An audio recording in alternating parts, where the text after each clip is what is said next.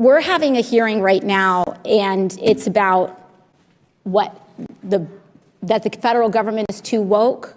I mean, that's seriously what we're hearing. And then there's no definition of what woke is. Thank you, AOC. Can we just make it a rule, whether it's an elected official or a political correspondent on air, that whenever a Republican condemns or discusses wokeness, the Republicans have established ourselves as the anti-woke brand. Can we please just offer the simple retort? Can you define what you are calling woke? Per many of my recent videos, you'll know that I'm having some trouble listening to Republicans discuss anti-woke policies when the broadness of what they consider woke goes from anything to everything. We care about being anti-woke. Now let's have a series of policy initiatives that actually help people's lives get better. Today, during a hearing addressing said undefined woke policies, AOC finally said what I've been dying to see. We're having a hearing right now, and it's about that the federal government is too woke.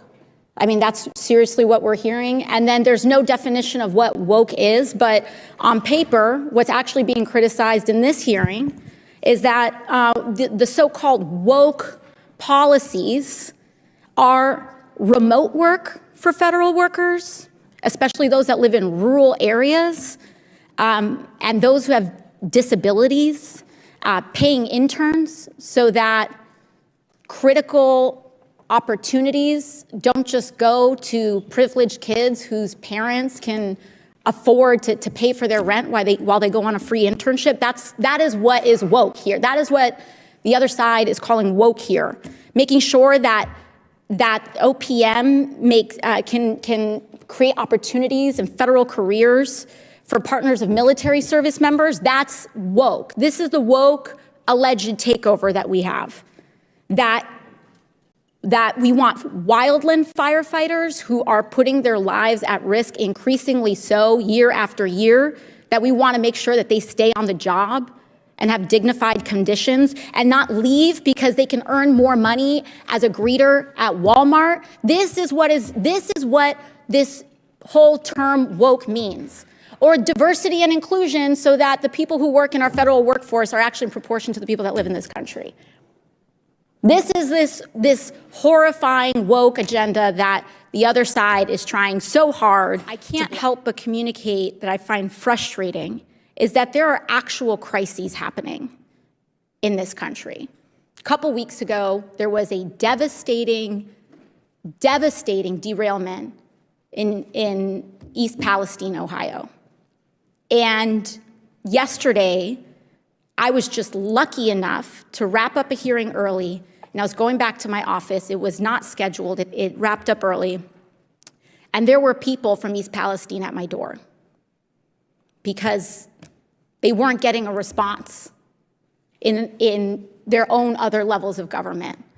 And so they were just roaming around waiting for anybody to open their door to them to talk to them, any member of Congress to talk to them. And so we sat down and they explained what's going on. And this committee needs to hold a hearing on what is on the derailment in East Palestine. This is not just a disaster site, it is a potential crime scene. And this is why Republicans relentlessly wage these culture wars and identity politics, because they can get on air and say things like this. The state of Florida, we're proud to stand for education, not indoctrination in our schools. The Republicans have established ourselves as the anti-woke brand. We care about being anti-woke. Now let's have a series of policy initiatives that actually help people's lives get better. It really just acts as a smokescreen for them to wage wars on education, women's rights, LGBTQ rights. Education core courses may not suppress or distort significant historical events or include a curriculum that teaches identity politics, such as critical race theory, or defines American history as contrary to the creation of a new nation based on universal principles stated in the Declaration of Independence. I'm just going to read you the language in your bill. No classroom instruction by school personnel or third parties relating to sexual orientation or gender identity shall occur.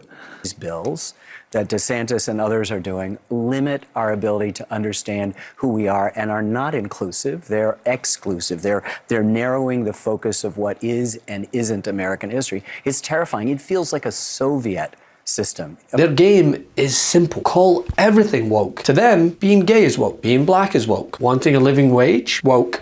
And then it's all fair game to attack and essentially strip away. The best part of waking up? MAGA tears in my cup. Check out the new MAGA tears mug available now at store.MeidasTouch.com. That's store.MeidasTouch.com.